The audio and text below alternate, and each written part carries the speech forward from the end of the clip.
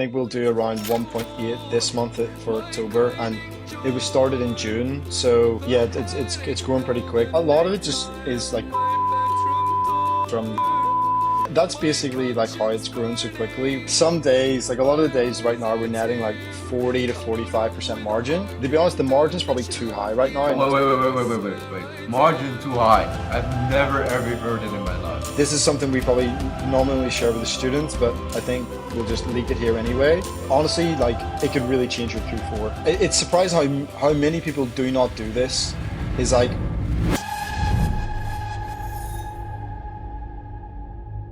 What's up, guys? Today we have a very, very special guest in front of me. The man, the myth, the legend, Jacob, the Twitter goat. Many of you guys probably already know him from the very first episode I did on this channel. Actually, he was so nice to do the very first podcast with us. I believe it's already over a year now. Actually, a little bit less than a year ago when we did the first podcast. But yeah, where are you right now?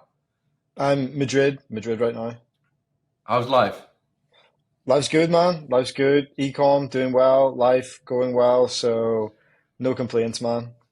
Yeah, exactly. So because the reason why I wanted to do a podcast is a part 2 with you is because I was just with you in Madrid. We even went to the casino. We had a great time in there for the few days I was there. But you've grown a lot since the last podcast. I know you were building multiple brands at that time, but now you've been, we were just talking before this podcast. Now you've established everything into just one brand, which has been growing like crazy. Okay, and also with a lot of recurring revenue, which I think is very, very interesting to talk about, and especially how you scaled so fast to $1 million a month, I believe you're at right now. How much a month are you doing right now with new brand? New brand, it's at around 1.2. I think we'll do around 1.8 this month for October, and it was started in June. So yeah, it's growing pretty quick. Like the recurring revenue is up to around 800K a month right now.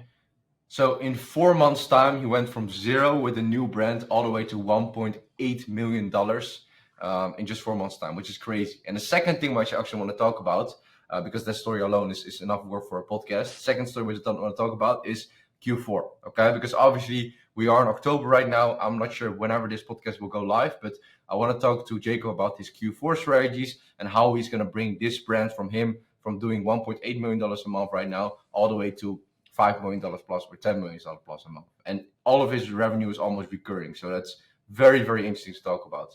So without further ado, that was the intro for you. You want to talk about, since the last podcast we did, I suppose you still remember what you've said in there. What has changed? Everything about you. Before we go to Jacob, guys, later in the podcast, we're going to discuss all the Q4 strategies. It's going to be a very long podcast. I want to discuss with Jacob how you can actually prepare yourself for Q4 as well. So without further ado, give it over to you. What has changed since the last podcast? Yeah, so probably a couple major things, like started the new brand, which we just talked about, started that in June, and it's going really, really well. And I'm just going to shift pretty much all of my focus over to it, just because I see it has the most potential out of any of the other brands right now. So the other brands, we're sort of winding them down just because I don't think it's worth my attention when this brand's doing so well. So that's changed. And then also probably just like in general life, I'm pretty much out of the UK and Ireland now, which is nice. Like in Madrid at the moment, probably will stay here for a good bit of time, not really sure yet. So yeah, pretty two big major changes since the last time we spoke, and it's been great, to be honest, man. It's been a good sort of 6 months for me. Man has been living in Spain right now. You like it there? Yeah, man. I mean, it's like the food, the weather, everything here. It's better. Like the UK. The UK's gone. Let's face it. It's an absolute shithole. The weather's Yeah. shit. The food shit. The women are shit. They're bringing in digital IDs. Like taxes going crazy, man. It's just time to get out of there. Yeah, I mean, I was in Madrid last time, it's goated. Madrid's probably the best, one of the best, top 3 for sure cities in Europe, for sure. I love it there. Even in the winter, I think it's probably pretty good. And compared to where you are from, obviously the UK, it's 10 times better. But yeah, tell me about this new brand, because people have probably already heard your backstory, which you maybe briefly touch upon again, like from where you actually came from, which actually pretty special because not so long time ago you actually stopped your job. But yeah, tell me about this new brand and how you came up with this concept of this new brand and why you actually started this brand. Yeah, so it came from like seeing other people around me that I knew, like, not to be big-headed or anything, but just like weren't as smart or skilled as me, doing like bigger numbers. And I was like, what, okay, like what the fuck's going on here? Like, why are these guys doing more than I am when I know like I'm better than them? So, and it was also from talking with other friends, like you, again, a friend like Paul Nicholas, shout out Paul, my friend Connor Martin and stuff. Um, and it made me realize that it was more like a business model issue rather than a skill issue that was like holding me back from doing these bigger numbers that I saw other guys doing. So I sort of took a step back and analyzed like what the kind of what the business looks like that's going to do like these 8-figure months kind of thing. And one of those kinds of business models would be like a subscription based product, basically, where you can get a lot of recurring revenue. You can scale it on the front end. There's the opportunity to go multi-channel. So you can go Facebook, Amazon, TikTok Shop, native, and it can work there. Also, for the fact of like, with that kind of business model, you can keep it fairly simple. Like, I've only got one SKU right now. So again, it's a very simple business model, but you can really stack up the numbers quickly there. Um, so that was the thinking of like why I wanted to get into that kind of model, like the subscription business, recurring revenue. So then from there was basically just looking for something that I thought I could find like a bit of a gap with, where I could see that others maybe weren't doing so well with the marketing, or there wasn't that many competitors. And I thought the demographic and the TAM, like the total addressable market, was very, very big. So that was like around May time. I was thinking about all this, started it in June. First couple of weeks were a little slow, but then, we cracked things, we cracked the offer, we cracked the angle, and then it just started scaling up really, really fast from there. And then that's basically where it's took us today. Like, we're still right now single SKU, uh, just on Facebook, Google. We're going to be going on to Amazon native very soon. And that's how I plan to take it to 8-figure months instead of 7-figure months where it is right now. Crazy to hear, man. Crazy to hear. So tell me about where you actually found this product. You wanna tell about that? I know Yeah. it's sort of niche, but you wanna tell about where you actually found it? Yeah. So it was a bit of a combination of looking on Amazon, TikTok Shop, finding something that was doing really well on those channels, but I felt was being underserved on Meta. So that was basically it. We saw like on Amazon, it's one of the biggest categories of supplement. Um, and yeah, doing well on TikTok Shop and stuff as well. But when I looked on Meta, I looked around at the competition and I just thought I could do better than anyone I saw on Meta with it. So that's where I found it. Pretty simple, nothing complicated, no fancy spy tools or anything. Just looking for proven demand and then looking for a gap that I can exploit basically. And again, Interesting. like I think people they overcomplicate this process. But again, me and you've seen this time and time again with like the students in your group in Winner Circle. It's like they always ask like, oh, what spy tools do you use? What like how do you find all these products? It's like it's not that complicated. Find proven demand somewhere. Ideally, find some kind of gap and don't overthink it. Like go for it. If it ticks all the boxes, it's usually gonna work if you've got the correct skill set. Exactly, and that's what we noticed with obviously Jacob is our head coach, which you guys probably heard in the previous podcast. But like both of us, we're still coaching students one on one.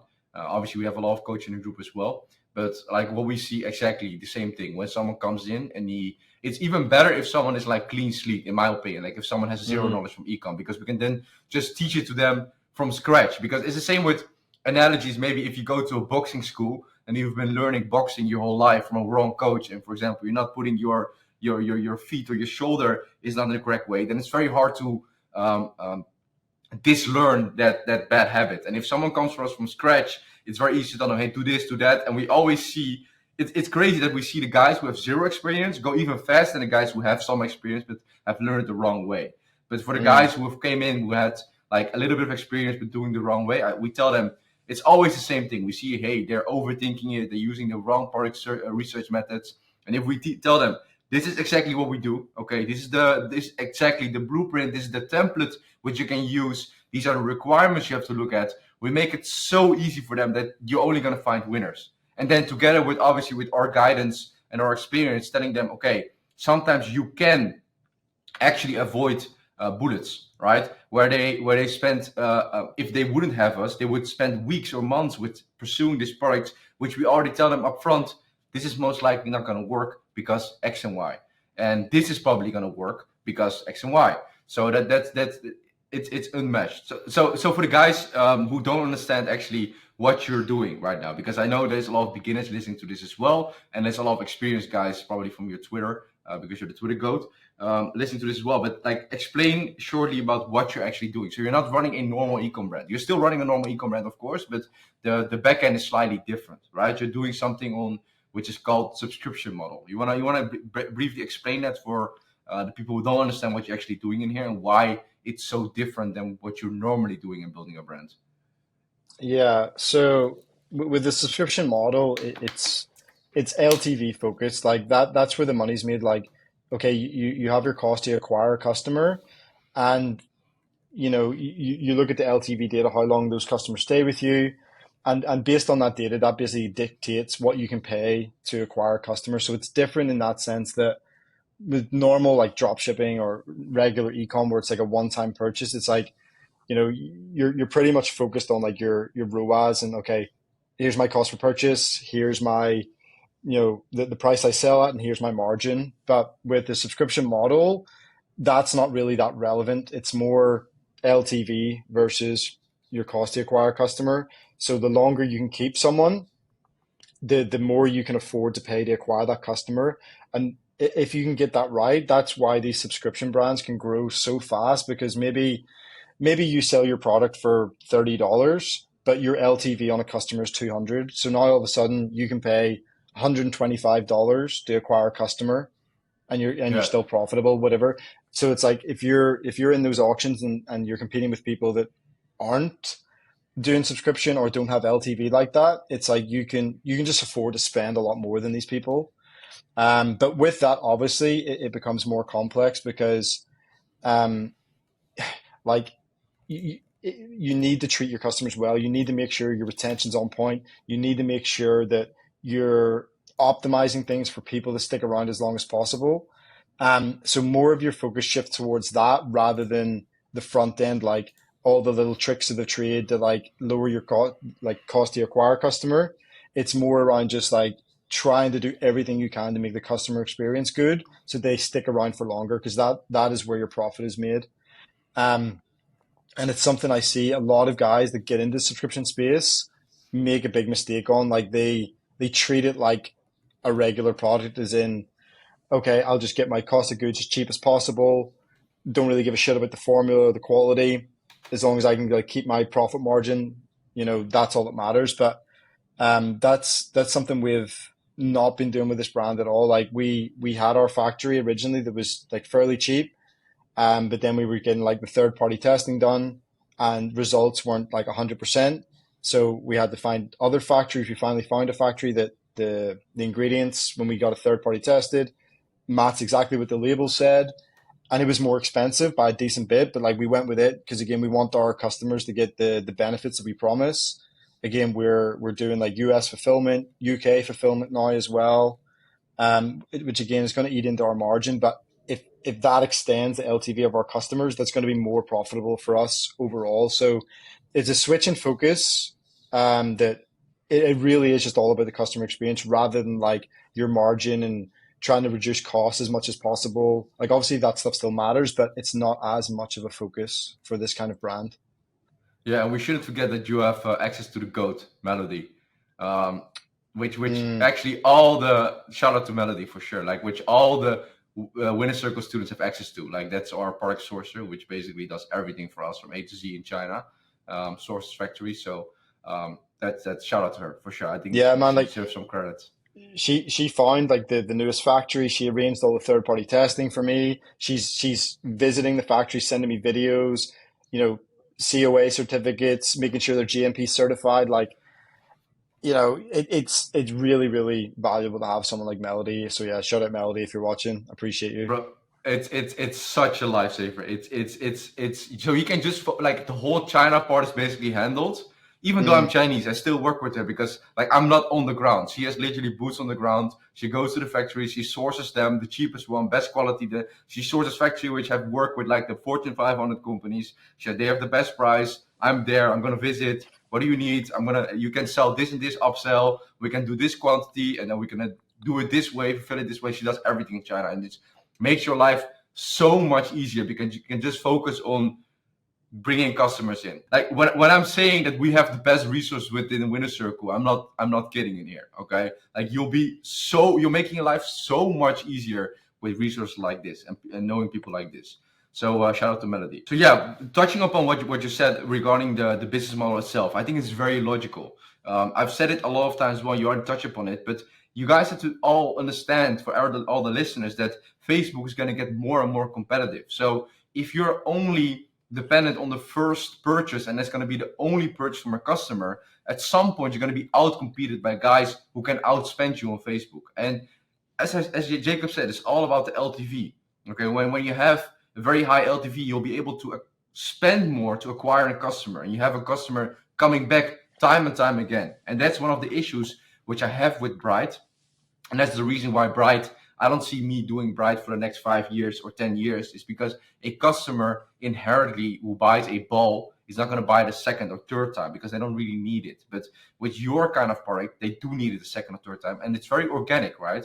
I mean, I could put people on a subscription for a Bright ball brand, but I mean, we all know that they're like, what the fuck? Why do I get another ball? I don't need another ball. Maybe if it like gets broken every week, and the whole leather is fucked up, but then your product was just bad quality, right? So for your yep. kind of product, it does make a lot of sense. So but there's probably going to be a lot of guys who are going to be listening, who are watching your tweets and who have seen your crazy growth on Twitter and see all the value you're sharing in there. So for all those guys, I want to ask it as well. And for me as well, because I'm very curious about this.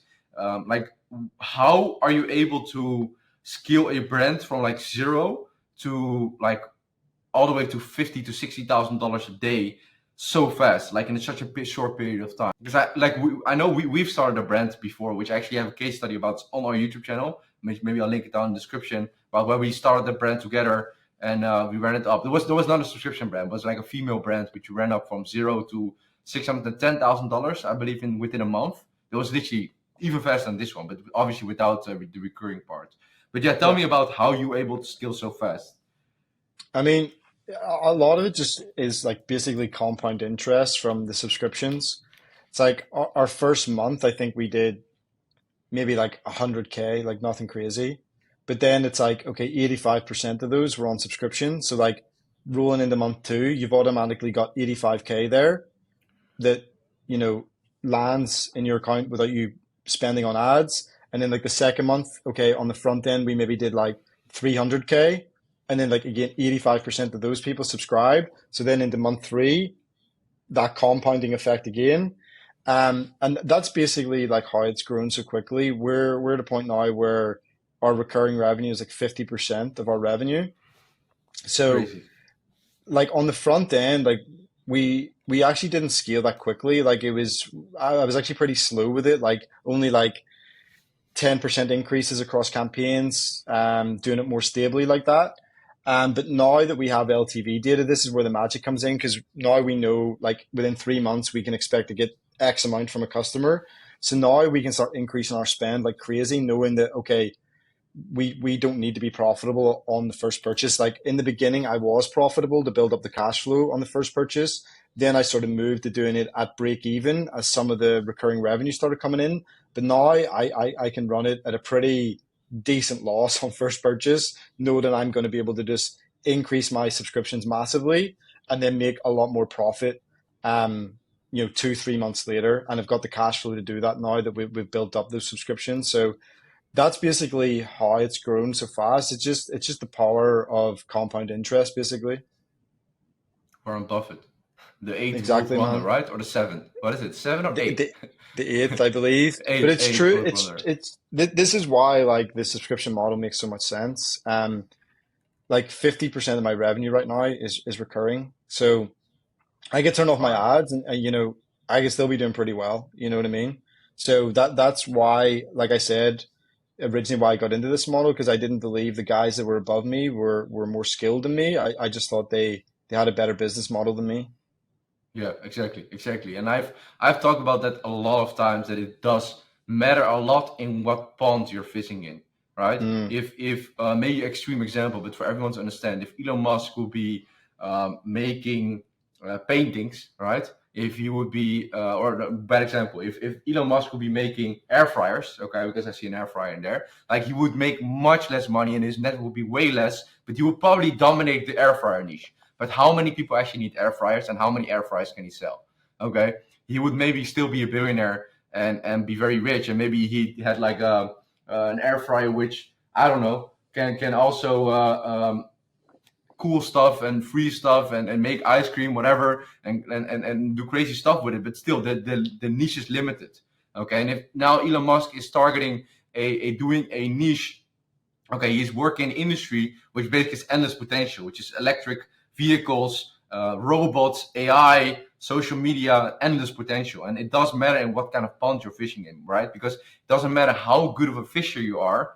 If you're fishing in a pond which there's only Magikarps in, literally, then you know that the maximum I can catch is a Magikarp, or I can catch 10 Magikarps. But if I'm fishing as the best fisher in the world, fishing in a pond where there are, I don't know what the upgraded version of Magikarp is called, but like literally huge fishes, legendary Pokemons, then you can catch that. And that's literally what you were doing. One thing which I've told you before, and I told you last time when I was in Madrid as well, and I told you when you were in Dubai. What I told you is if you only, because I know how good you are in ecom. Jacob, you are one of the best guys. Not want to glaze you too much in here, but you are one of the best and smartest guys I know in ecom, and I know that from your tweets as well. And just knowing you and obviously being our head coach and seeing what you do with the students, but if you would be focusing on one brand, I know you would crush the whole competition. But you were always focused on mm, your first brand. That was your baby. Then you were doing this. Then we were doing that. Then you saw that opportunity there. And obviously what you were doing, like your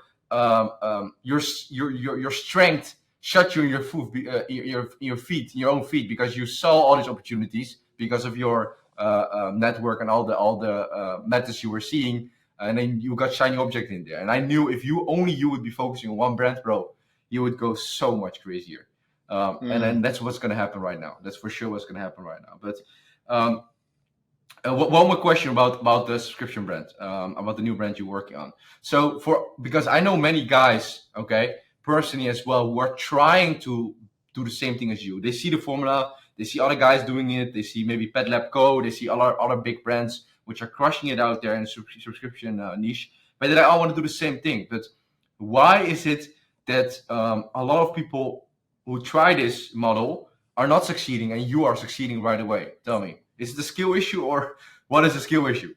Partly skill issue, partly wrong product, I would say. I think a big part of it, again, why we have been able to do so well was we we spotted the gap, like I said, like the channel gap. There wasn't much, you know, reputable competition on Meta, but also we had a unique mechanism. I think that's huge for people. If you need to be able to give people a reason why they should buy from you specifically.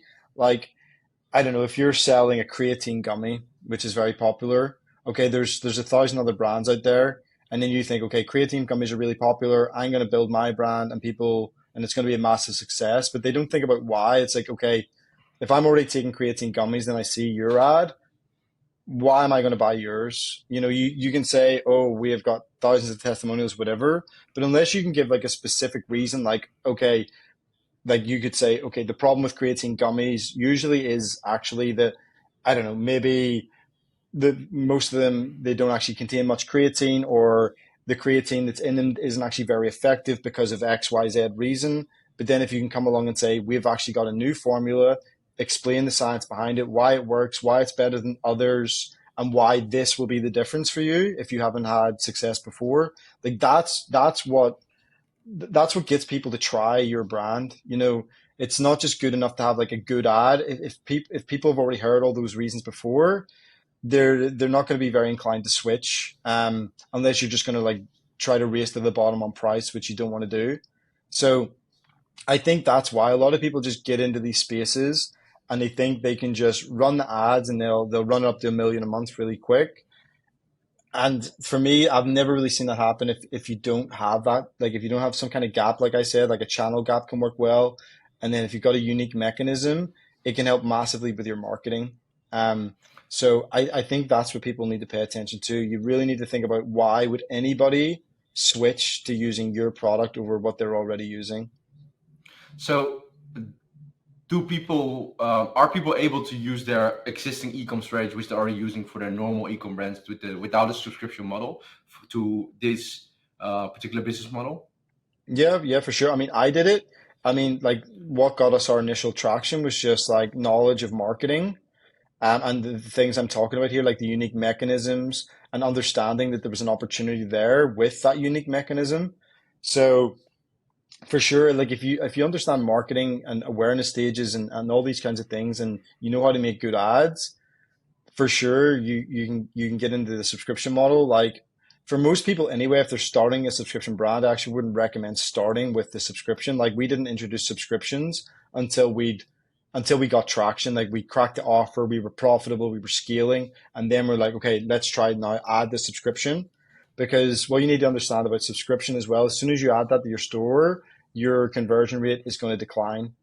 Um, it's just inevitable. And again, we wanted as much data and as much traffic coming in as possible before we did that, so we could really understand the impact of that as much as possible. Where if you're just trying it from like zero, like if you have the subscription in from the start and say you're trying to work out like what your best offer is, it's going to be very hard to do that because it's going to be harder for you to get your traffic numbers up with that subscription there. So that's what I would recommend to people. Maybe, I don't know, maybe people disagree with that, but that's what I did. It worked for me. Scale it up first, work out your best offer, get your traffic increased, get more data in, and then introduce the subscription. So in the very beginning stages, yeah, it's very much like running a normal, like you can use the same skill set.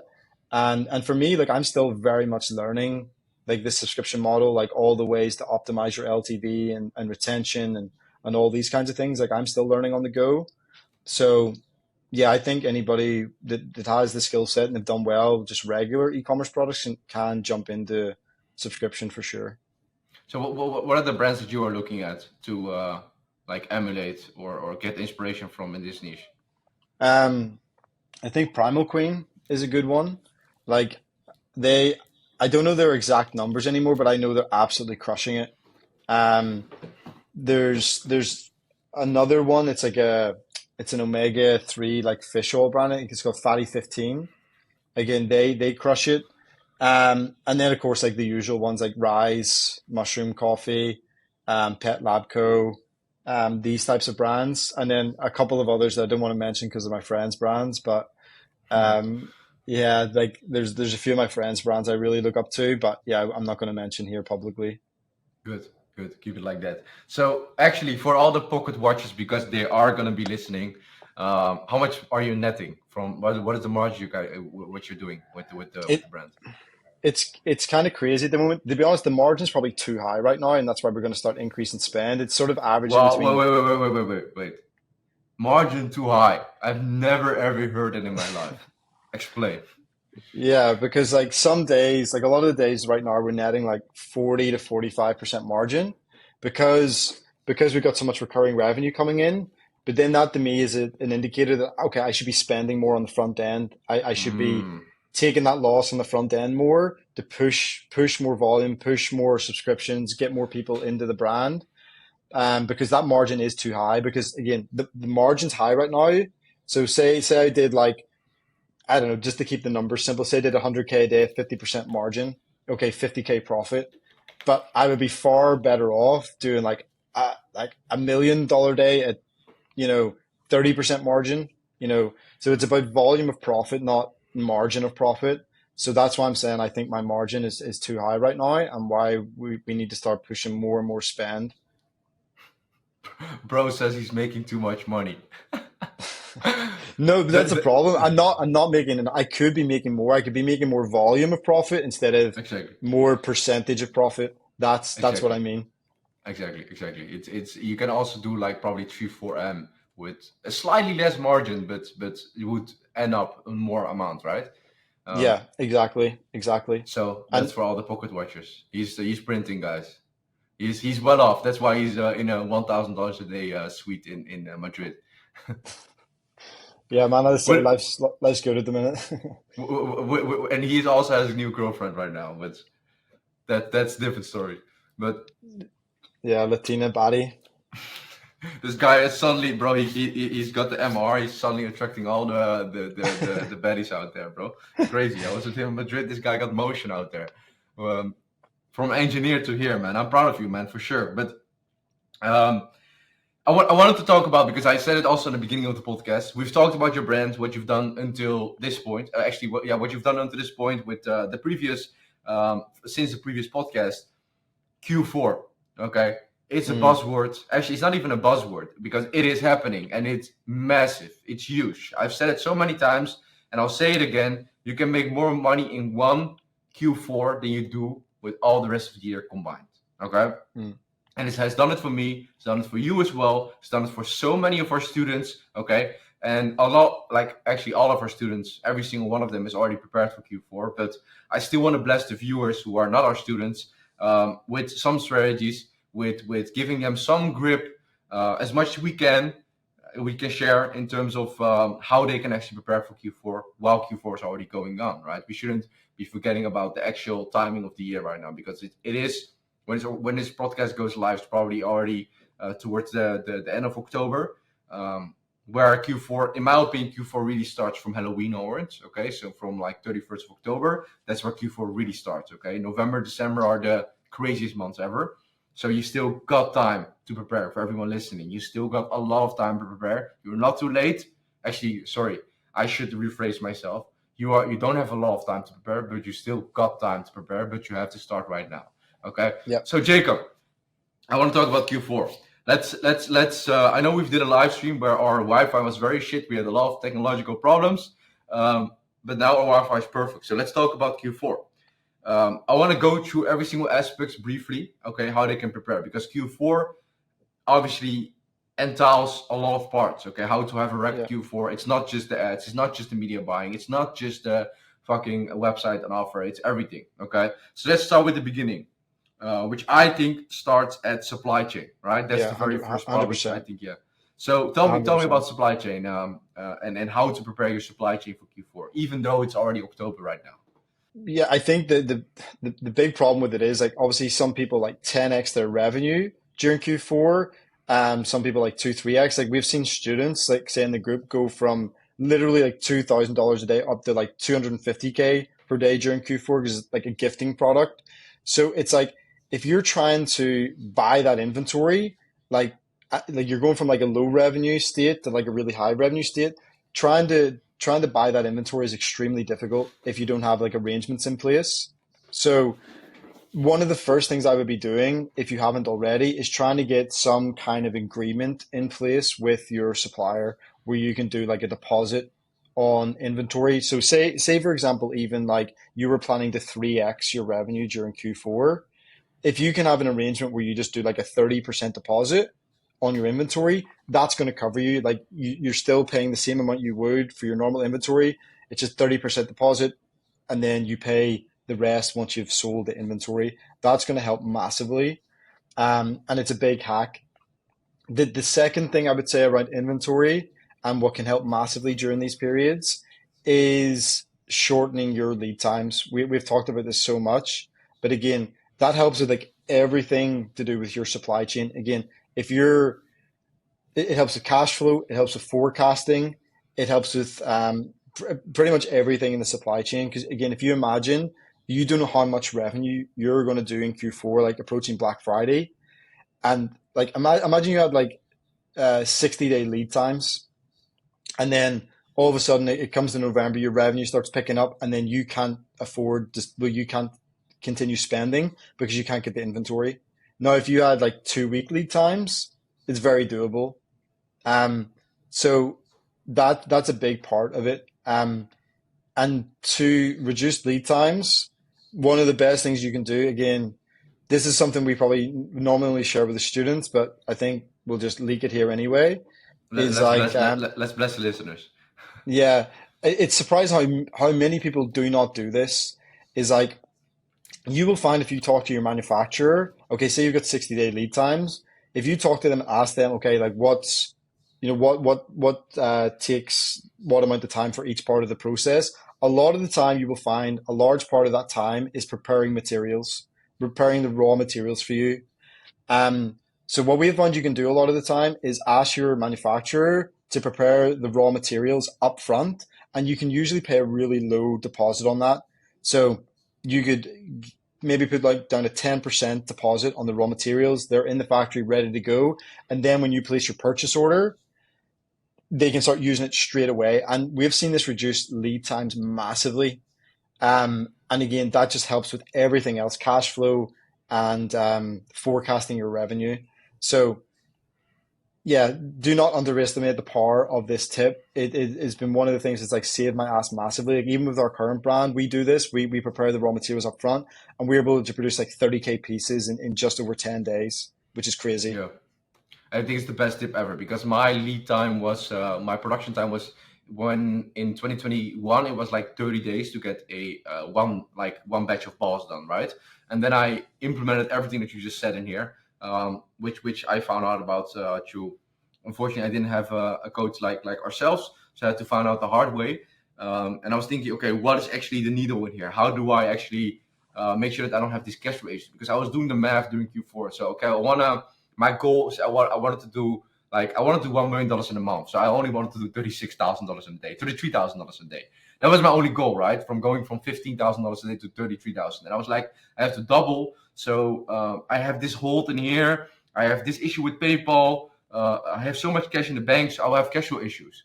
So I was like, okay, how do I solve it? And the biggest thing to solve it, and the best tip, like you already said, is to lower your production time. Because if you lower your production time, you'll be solving all the rest of the issue with supply chain automatically. If your products come in sooner and your production time is shorter, that means that you can reinvest your cash flow. You have more cash flow, a more positive cash flow, so you can reinvest it easier. Okay, you won't have to wait so long in terms of new stock coming in. And even if, because you guys shouldn't underestimate the skill you can do during Q4. You can literally, if you're doing $1,000 per day right now, you could be going hypothetically to $100,000 per day. And I've seen students go from $1,000 per day to $100,000 per day within 1 or 2 months. But your supply chain has to be able to handle it, because I wanted to say the last position you want to be in, but it's not the last position. I would say the second after last position you want to be in is having great numbers, having a 5 to 10 ROAS, 30-40% margins, and not being able to scale because you don't have any stock. And the last thing, this is the last thing you want to be in, is scaling without stock. Okay, because if you're scaling without stock, it's gonna fuck you in your ass without any Vaseline, and you're gonna feel that all the way up to your fucking stomach. Okay, it's gonna go so deep in your ass that you're gonna be so fucked with it, and I wouldn't recommend it at all from my experience. Okay, don't do that. Your payment process is gonna be fucked. Your ad account is gonna be fucked. Your Trustpilot is gonna be fucked. Everything is gonna be fucked, and you're gonna be paying so much in chargebacks that you'll regret ever scaling without any stock. But that's it about supply chain. Jacob, keep the sauce in there. One, One more one thing. more one more thing about supply chain, again, for anybody doing decent numbers, and again, something we're doing at the moment is, if you're fulfilling from China, um, for like this Christmas period, get stock locally. Like get some stock in the US if that's your main market. Get some stock in the UK if that's your main market, because then on that run up to Christmas, like say from like the 14th to like the 21st of December, you can still advertise like guaranteed Christmas delivery. Whereas like most people can't, and their conversion rates will start dropping off. They start dropping their ad spend, and you can still push really really hard during that like 10-day window, and it is insane the amount of revenue you can do during that 10-day window. So it's probably late to do that now, like trying to get stock in the US now. Well, you probably could do it, but that's a major, major hack for people, and something we're doing this year, and I'd recommend other people who are doing good numbers fulfilling from China to do, because those 10 day that 10 day period, like I said, from like maybe somewhere around the 10th to the 14th of December up to like the 20 to 22nd, 23rd maybe, um, you can push so hard with your ad spend if you've got local stock, and you could honestly like it could really change your Q4. So that's another tip for people. Exactly. So one more thing regarding before we're going to go to the next point, which I forgot actually. That's actually the first thing which I wanted to talk about, but I forgot about it because I assumed everyone already had a winning product. Okay, so before we actually even talked about supply chain, we should have talked about the product, right? So what is Mm. the so for the let's like split it into two subsects: the guys who already have a product and the guys who don't have a product yet. So first of all, the guys who don't have a product yet, what do they do? I mean, like we said on the live stream, like last week, the things that are going to crush the most in Q4 are gifting products, things that are gifted heavily, and one of those categories is just kids' toys, like parents buying kids' toys for Christmas. Um, and like if it was me and I was just looking, if I didn't have a product right now and I wanted to run up some numbers, that's personally what I would do. I would run up a kids' toy store. Um, Again, they're the things I've seen just do the craziest numbers during Q4. Like the people were saying have gone from like $1,000 a day up to like $250,000 a day. It's crazy. So that's what I would do. I'd be looking on Amazon. I'd be looking at Google Trends to see what like toys have been trending each year, things like that. And then yeah, just starting pumping out a shit ton of content around that with a good offer, and it should do well. And what do you think about the people who already have a product in there? So do you? I personally believe that everyone's Q4 can be great. It doesn't matter what niche you are. Okay, as long as you follow the strategy with offer and all those kind of stuff. Okay, which we're going to be Yeah. about to discuss. So, but there's obviously niches which will work greater than others. But if you already have a winning product right now, you should be able to scale. Doesn't matter what niche it is. Okay, Yeah. that's my opinion about it. Do you agree with that? Yeah, yeah, for sure. Everyone should see, increases in revenue for sure. If you implement the strategies, of course. Yeah. If you're just gonna Yeah, be, if yeah, you're yeah. just gonna be doing the same thing that you always do the rest of the year, then you are probably gonna do worse than you normally do because everyone is gonna be running ads during Q4. Everyone will be, everyone knows it's Q4, so your CPMS will only be going up and your conversion rate doesn't go up with it, by which you Mm. will be probably losing. By the way, before we go to the next point, I actually have a whole deep dive about Q4 on my main channel. You guys should be watching that. I'm actually diving very deep into what I've done previous Q4s and what my students are doing previous Q4s. It's on my main channel. It's a Q4 video. It's from my event last year where Jacob was as well. Well, actually, Jacob flew in with his private jet. That's a good detail to know about. Into my event in Amsterdam, and it was a Q4 event. So I uploaded it actually for free on my main channel. So I'll actually link it down in the description for you guys to watch that. But yeah, we're obviously doing a little bit more deep dive in here. So the second thing, third thing is actually, so first we had supply chain, then we have product.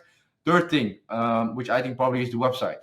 Okay, so website I see as offers, the sale event itself, and anything that has to do with the website and your conversion rate. Tell me about it. Yeah, I mean, so like you said, you've got your offer, you've got like your website branding, and then you've also just got like your product merchandising, like you creating specific bundles and stuff for Q4 or Black Friday, things like that. But I think the main thing is obviously the offer. Um, And for me, like if you've already got a proven winning offer, that you run evergreen, like I probably wouldn't stray too far away from it. In all honesty, you can just like make a slight improvement to it. Like maybe you've got quantity breaks that are working really well, so it's like okay for Black Friday, whatever, you can maybe just increase the discount on those. But basically, what I tend to do each year is just use Halloween as my playground. Like if I'm going to test offers, landing pages, things like that, I do it at Halloween, and then I take all those learnings into Black Friday, because the last thing you want to be doing coming into Black Friday is like playing a guessing game of like what's going to work and what's not. So that's what I tend to do with offer. And I think what's key as well, especially around Black Friday, is keeping the offer simple. Like people need to understand everybody's online, everybody's looking to shop, they're looking for the best deals. Like they're scrolling really quickly. And if you have an offer that they have to stop and like think about, and then it's like, oh wait, I need to buy this, and then I get that if I do this, and it's like that's not the way to go in my opinion. Like keep it simple, like a site-wide discount or like a buy one get X that's super simple to understand. Like don't think you need to reinvent the wheel here with your offer. You'll see a lot of the biggest brands and the people that crush it the most. That's what they do. It's either a site-wide discount or like it's a free gift with purchase or something that's free or a discount that's really easy to understand. Um, on that, what I will say can do well too is creating specific bundles for Black Friday. So like you'll have your main offer, but then maybe you'll have created like a few other products that are like, maybe the main product with like a couple of upsells and accessories added on. You bundle that as like the Black Friday special bundle. And you obviously that's going to be marked at a higher price, trying to increase your AOV. That can work really well too. Um, so yeah, like I said, keep the offer simple. Use Halloween as your playground for offer. Carry that through to Black Friday, and yeah, it really doesn't need to be complicated. Like I said, especially if you already got a winning offer, don't like think you need to completely reinvent that. Just improve that offer. Don't completely stray away from it, in my opinion. Um, so yeah, that's my thoughts on offer branding on the website. Again, it's fairly similar. It's like okay, just have your announcement bar with like okay, Halloween sale, you know, state your offer, maybe a countdown timer if you want to be a bit more aggressive. And then it's the same thing with like Black Friday, Christmas. You just rebrand that. Maybe you got your announcement bar, you've got maybe like your hero section on your homepage that's going to be themed around the sale. And just trying to introduce urgency there as much as possible. Like I say, for the guys that are more one-time purchase, a countdown timer can work well. If you want to be aggressive like that, it can work really well. Or if not, maybe you could just introduce some urgency around stock, that because there probably legitimately is stock scarcity at this time of year. So if you can introduce that as well, anything you can do to get people to act now, because that's the goal here during Q4 is just getting people to buy now. Um, and yeah, other than that, then just really landing pages. Um, if you want to test those out again, like you can have specific sale pages just for your offers. Again, I would be testing that a lot at Halloween. I wouldn't be doing so much of that towards Black Friday. I would already want to know what my winning landing pages are moving into that big period. You don't want to be playing guessing games there. So that's my best advice to everybody is just like treat like October and Halloween is like your testing ground for the big day, like the cup final for Black Friday basically and Christmas. Yeah, so maybe one extra tip which I want to add in there is email only offers. If you already Mm, have an existing brand, which could work really well. For me last year, first time I did it, crushed it. Okay. So what I did, a little bit of context, is basically I have obviously a big email list of like almost close to 1 million people probably on there. And what I just do is only email offers. So it's exclusive for email, separate landing page, separate offer, completely exclusive for email. And you make it also look like it's exclusive, right? And for that prints, okay? Because a lot of people shouldn't underestimate the cost, like especially if you already have a brand. Obviously, we don't have a brand, it's not relevant. But if you already have a brand, like you've spent all this amount on ads, on impressions, on video view, ad view, website visit, maybe a banded checkout, a banded cart, or maybe even existing purchases. So you have a big list of already existing customers, and these people are in a buying mood right now. So you can basically sell them anything. You can sell them any offer. If you have a great offer in there, you can get so much money out of that, and it will basically make your ROAS go up so much more because then you're actually getting pretty cheap customers, right? You're getting cheap customers which you don't have to pay a lot for. Okay, that's why yeah. a great offer I would say is if I have to make a ranking order in terms of important things, offer is probably the number one on there during Q4. Yeah. It's definitely got to be the number one. And the thing you're mentioning here, like why these email offers, the email exclusive offers can work so well is because, like you said, you're not paying to acquire those customers. You got no ad spend on those customers. So you can give them an even bigger, like no-brainer deal that you wouldn't normally be able to maybe afford if you were running it like on the front end and you got your ad spend. So it's like you can get massive take rates on those email exclusive offers. Exactly. So that was about offers and website. So then obviously the natural fourth thing which comes after that, we've had supply chain, product, and website. Now we're talking about the ads. Okay, so what is your ad strategy? It's really simple, to be honest. really, really simple. For us, a lot of it, again, we'll start with Halloween.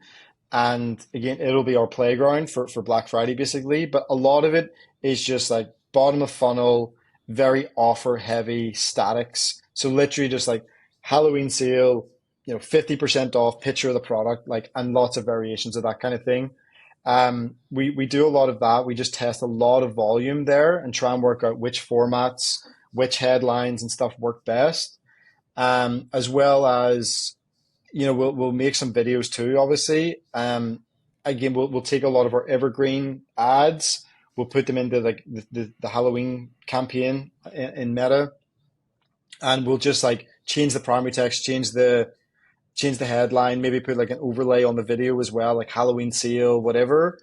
And yeah, we will get some specific content from agencies and creators as well around these holiday sales, but it's honestly not that important. Like you can do so well with just like your statics and your existing video content that you sort of rebrand for the holiday sale. And that's basically it. We just put it in one campaign, see what gets spent, see what works, scale it up as much as possible. And then it's the same thing. As soon as like we see what's working for Halloween, we just literally take all those like best performing statics and formats, just rebrand it like Black Friday sale. Again, new campaign, all those ads into a Black Friday campaign, and then just let it rip and start scaling it up.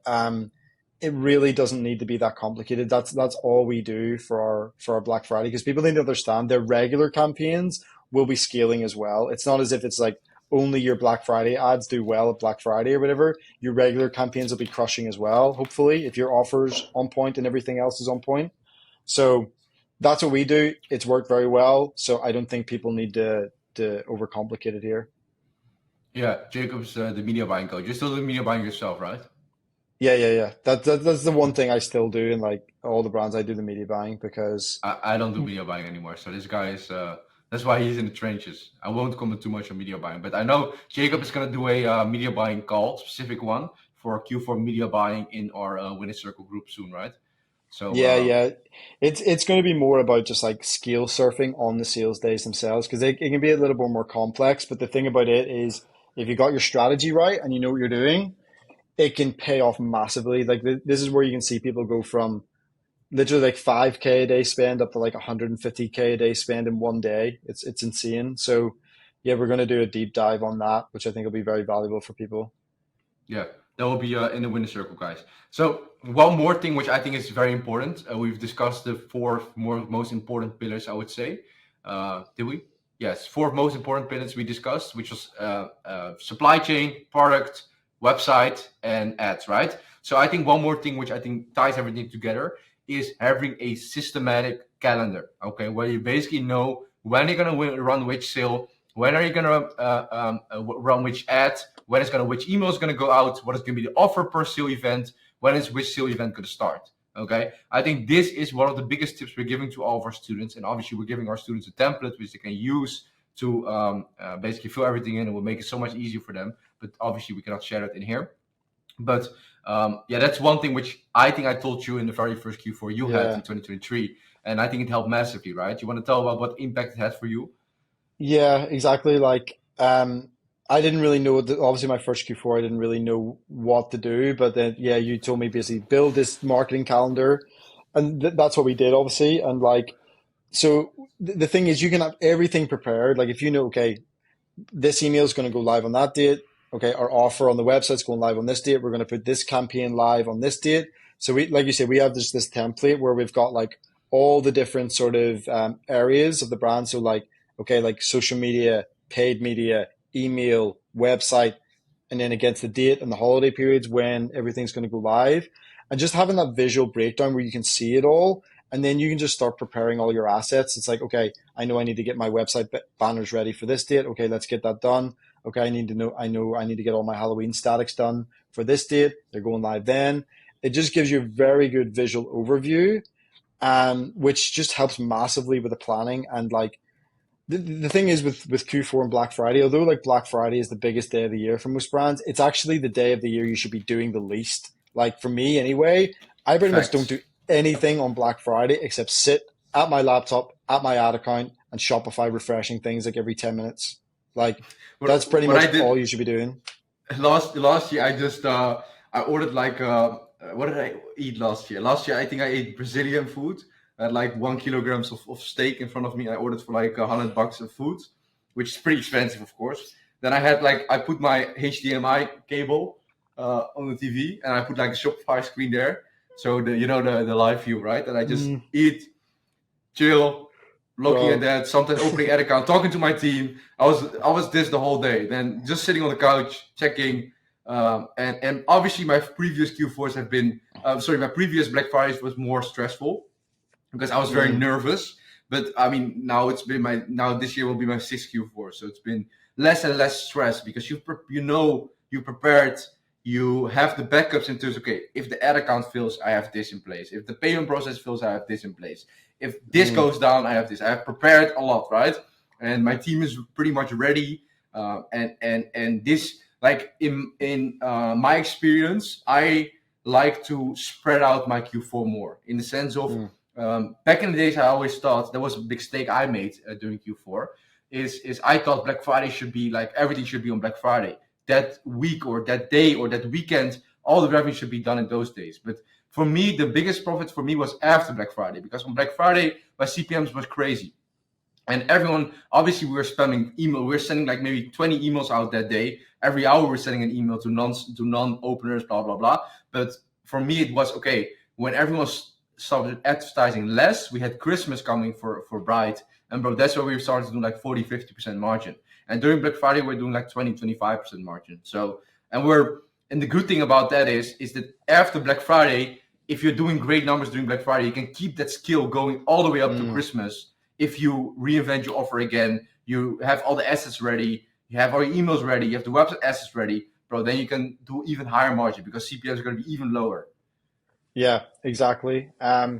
So this is why like people get stressed about Black Friday, but like you said, if you have everything organized and planned before, it's not that big of a deal. Like again, you always say this, you know every year what date those days are coming. Like it's not that hard to be prepared. Again, just having like something like that, like a marketing calendar where you've got a clear overview is a massive help, and it takes a lot of the stress and the worry away because you don't need to worry about, oh, do I still need to do anything? Do I need to do this? You don't really forget everything because you've got that overview there. So Exactly. yeah, planning is key. Like I say, Black Friday itself, you should be sitting on the couch in your underwear, watching the money come Yeah. in.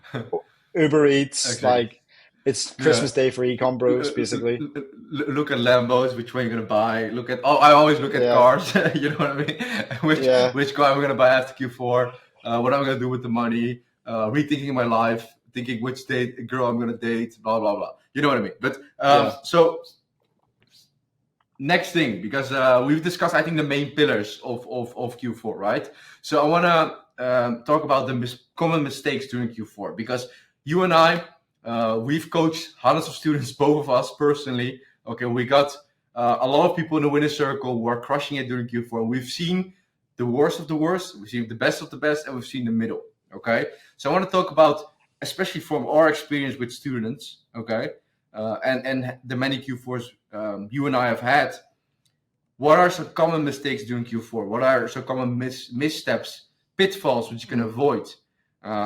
Obviously, this podcast will go live during Q4, and we're already starting Q4. So, yeah, tell them about mistakes to avoid.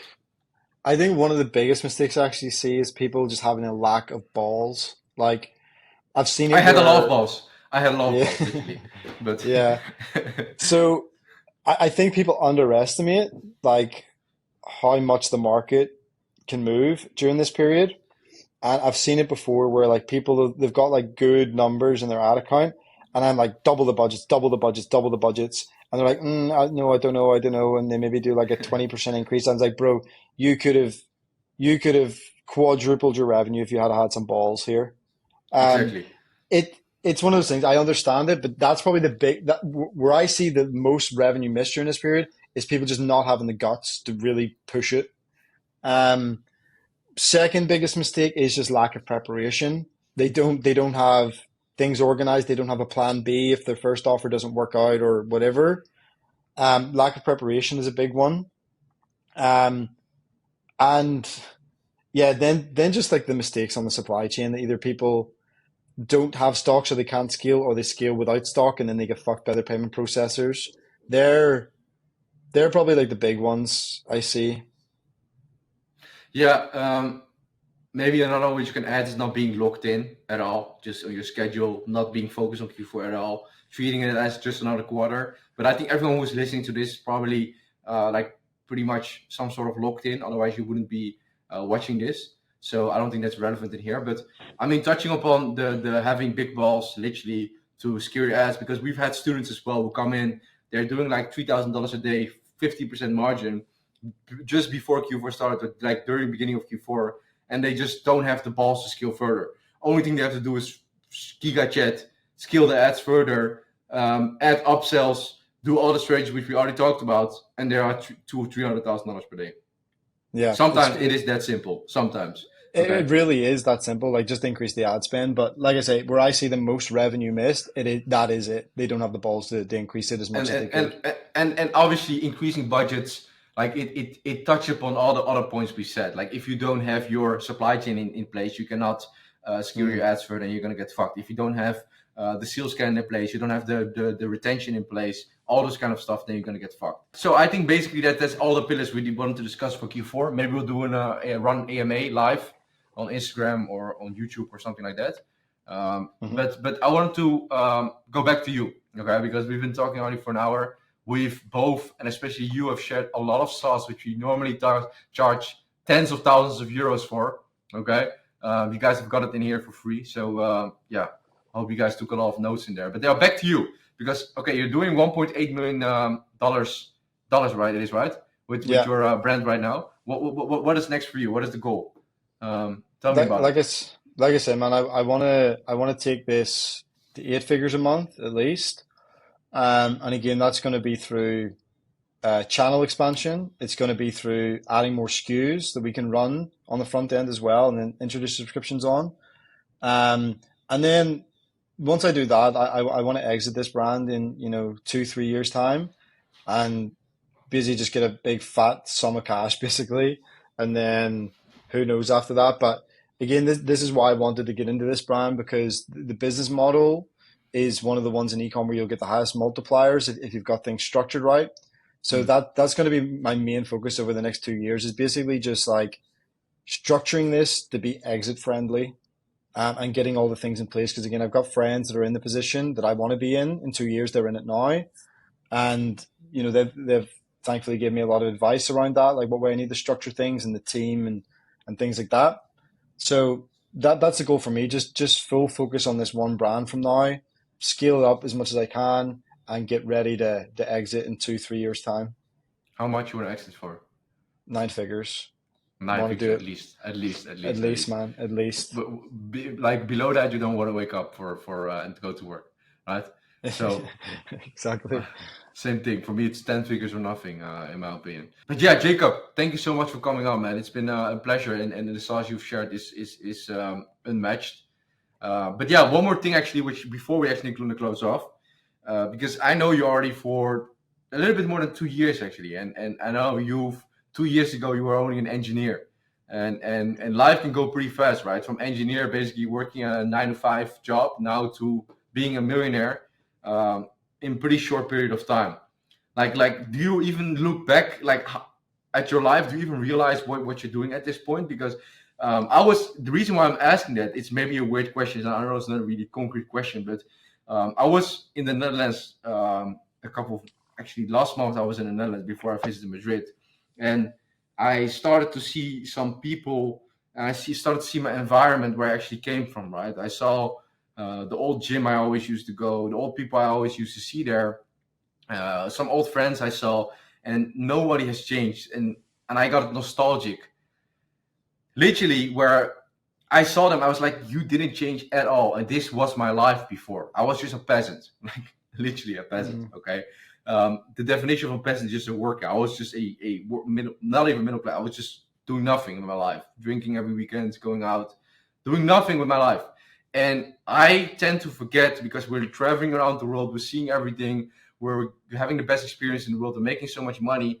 I forget where I actually came from. You know what I mean? I forget that my life a couple of years ago, that was my life. And at that point, I dreamt about the current life I'm living back then.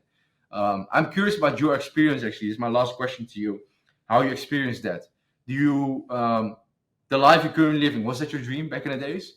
Yeah, that's pretty much yes. So that's why like I'm enjoying life right now. Like I've got location freedom, I've got financial freedom, I've got good friends around me, I've got a good network, um, which I think is invaluable. Like I wake up grateful every day at the moment, and it all happened very quickly. And like I do still catch myself sometimes. I'm lying in bed at night or whatever, just thinking about shit, just being like, just pinching myself, being like, holy shit, this is crazy. Like how Mm. fast it all changed, kind of thing. Like don't get me wrong, it was a long, hard grind, and it didn't pay off immediately. Like this, like what I'm doing now, it's a combination of 2.5, 3 years of like busting my ass kind of thing, like more hours than like many people would even think would be possible to work. Like this is what people don't see as well. Like I have anyone who's close to me in my real life throughout this like 2.5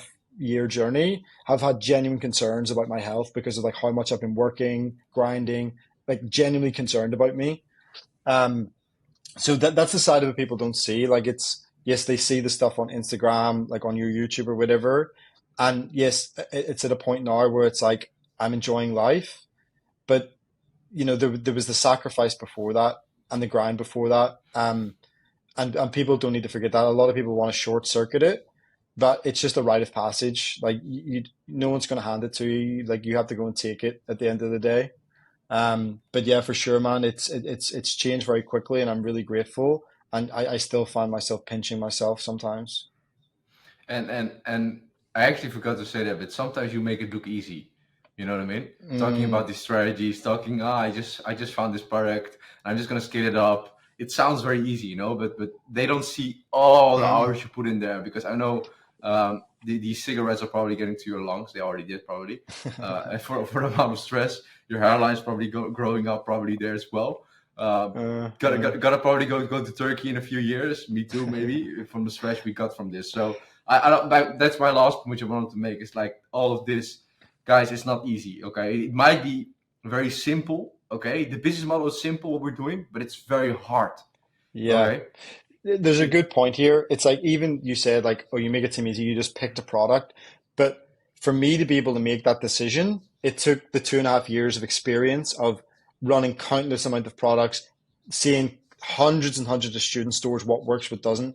That is those 2.5, 3 years before that were what enabled me to look and go, this is a good opportunity. So it's like that thing of like, oh, it's like a 10-year overnight success kind of thing. Yeah, people don't see the work that went in before to make it look easy. but yeah, there we should be grateful as well, man, because there is no other business model. It's the last thing I'll say, but there is no other business model outside of ecom which could do it in such a short period of time. Okay, so shout out to ecom, shout out to Shout out Zuck, shout out Zuck, shout out Shopify. Actually, fuck Zuckerberg. Shopify. Yeah, Um, Shopify is kind of fucked up, but still they made it happen. So shout out Shopify, shout out Mark Zuckerberg, more shout outs. Shout out all the students in the winner circle. You guys are gonna be doing record numbers for sure. So last thing I'm gonna say before we close up the podcast, if you guys actually want to be coached by me personally or by Jacob personally, send me a DM on Instagram with the word winner, and we can see if you are a fit for our winner circle. Because within the winner circle, Jacob and I actually help you implement the strategy we just talked about, literally one-on-one with you on a call, on WhatsApp, in Looms. We help you literally personalize with, okay, this is your current store. This is how you implement our Q4 strategy. This is how you right now go from a couple of $1,000s per day all the way to $200,000-$300,000 per day. Okay, we've seen it so many times again. We've done it hundreds of times, and we can do it with you. Even if you're still a beginner, you don't have a product yet, you don't have any experience with ecom yet, we help you literally one-on-one find your first product, scale it up all the way to a couple of $1,000s per day, and go all the way to $100,000 per day. Okay, we've done it so many times. Jacob does make it look easy, but with our strategies, it is actually much easier. Okay, hmm. so send me the word winner on Instagram if you guys want to apply for the one-on-one mentorship. And without further ado, Jacob, thank you so much for coming on. Thank you for sharing all this sauce. And maybe we're gonna do a part 3 next year when you're at 8 figures a month, man. I know you are the first part 2 we're doing where you went from the last time you were doing $400,000 a month to now 1.8 with a brand which is doing much higher margins than last time. So enjoy your time in Madrid. Good luck with Q4. And thank you so much for coming on, man. Yeah, thanks for having me, man. My pleasure. And yeah, we'll do part three next year. Thank you guys, and see you guys on the next episode. Ciao.